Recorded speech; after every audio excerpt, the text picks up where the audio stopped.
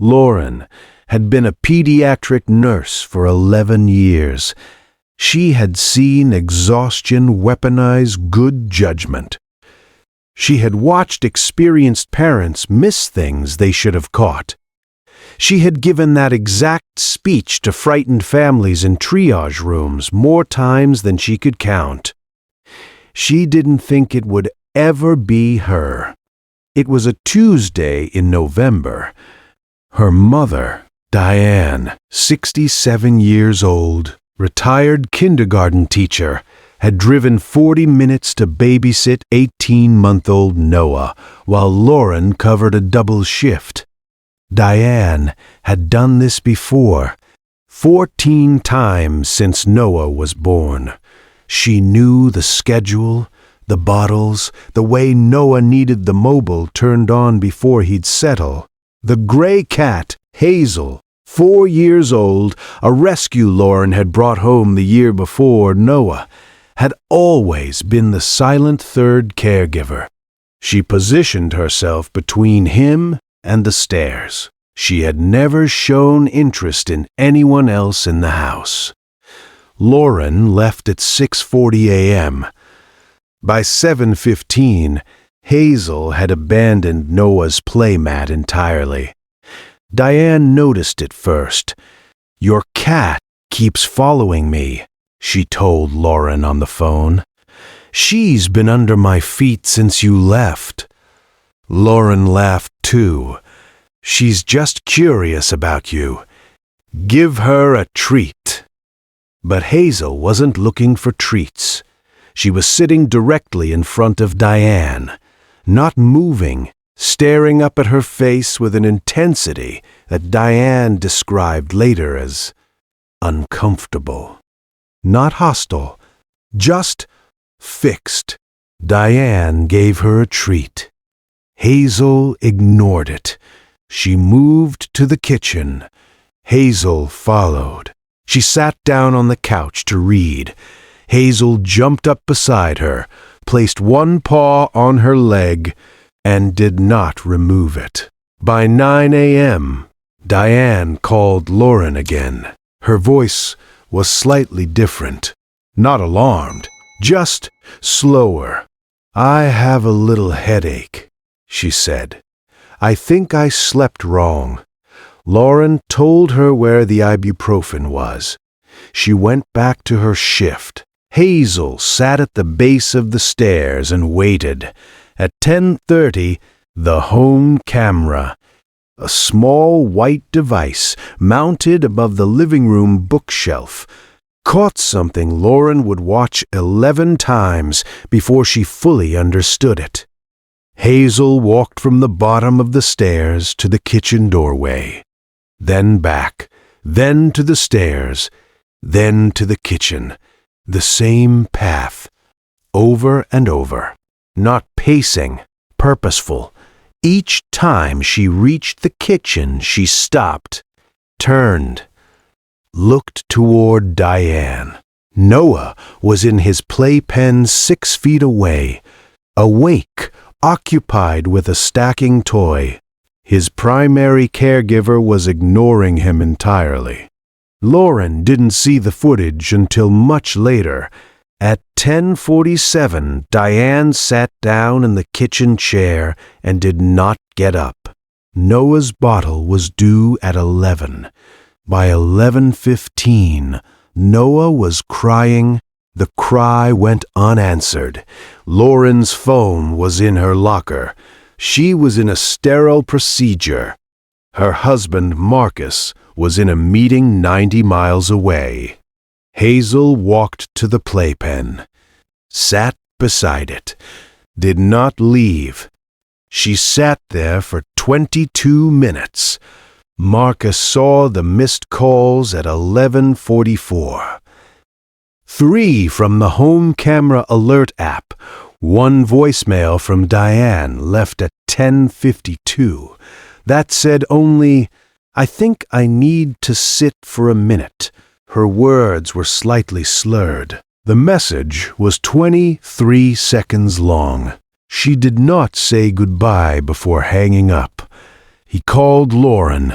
She was out of the procedure by then. She listened to the voicemail once.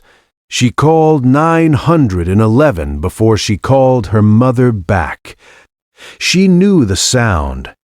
She had heard it before, in patients' families describing calls they'd received. The specific quality of speech when the left hemisphere is losing blood flow, the flattened affect.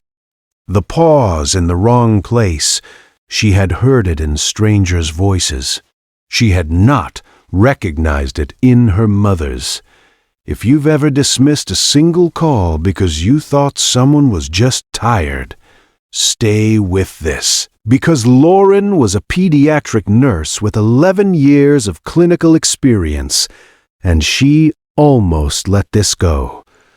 Subscribe now. The animals that guard the people we love deserve every story told. The paramedics arrived at 11:58. Diane was conscious, sitting upright in the kitchen chair. She could not tell them what day it was. She could not lift her right arm above her shoulder. Her blood pressure was 188 over 112. She had been sitting in that chair for over an hour. Noah was in his playpen. His diaper had not been made. He had been crying, then quiet, then crying again. Hazel was still beside him. The paramedic who found them said later that the cat did not move when he entered. She looked at him, then at the baby, and did not move. Diane was transported to St. Michael's Medical Center. The attending neurologist, Dr. Priya Okonkwo, confirmed a transient ischemic attack, a TIA, a mini-stroke, with onset estimated between 10:30 and 10:50 a.m. A TIA is a full stroke warning. Tissue is dying. The window to intervene is narrow and does not stay open. Based on the timeline, Dr. Okonkwo told Lauren that evening, your mother showed behavioral signs of onset approximately 45 minutes before she became fully symptomatic. If she had been alone much longer without intervention, we would not be having this conversation about recovery. Hazel had started following Diane at 7:15. Lauren watched the camera footage that night at the hospital. The same clip, 11 times. Hazel moving between kitchen and staircase, not random, not restless. The same path, the same pause, the same look toward Diane. Over and over for 90 minutes before the ambulance arrived. Then, the earlier footage, 7:15 a.m. Diane walking to the kitchen. Hazel abandoning Noah's playmat for the first time in 4 years. And following her, Lauren is a pediatric nurse. She spent 11 years learning to read bodies for what they cannot say. The cat read it first. The cat read it in a scent change, a micro shift in body chemistry, a change in the air around a woman who was smiling and making coffee and had no idea what was starting inside. Has your pet ever fixated on someone in your house, and you couldn't explain why? Tell us. These stories deserve to be heard. Diane spent 3 days at St. Michael's. The TIA left no permanent damage. She was discharged on a Thursday with medication, a monitoring plan, and a follow-up with a neurologist named Dr. Okonkwo, who told her she was lucky. Diane said she didn't feel lucky. She felt watched over. She went home. She recovered, 6 weeks later, she drove 40 minutes to Lauren's house to babysit Noah again. Hazel met her at the door. Not at Noah's playpen. Not at the base of the stairs. At the door. Before Diane had even sat down, she stood there, looked up at her, and held very still. Diane bent down and placed one hand on top of the cat's head. If the animals in your life have ever known something before you did, you already know what that moment feels like. Subscribe, because the next story might be the one that changes everything. Lauren doesn't move Hazel from the bedroom anymore. She used to redirect her back to Noah's side of the house, back to her job, back to the baby. She doesn't do that anymore. Because she understands now that Hazel was never guarding just the baby. She was guarding the house. Noah is 2.5 now.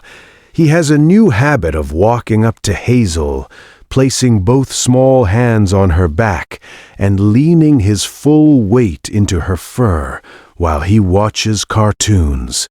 Hazel doesn't move.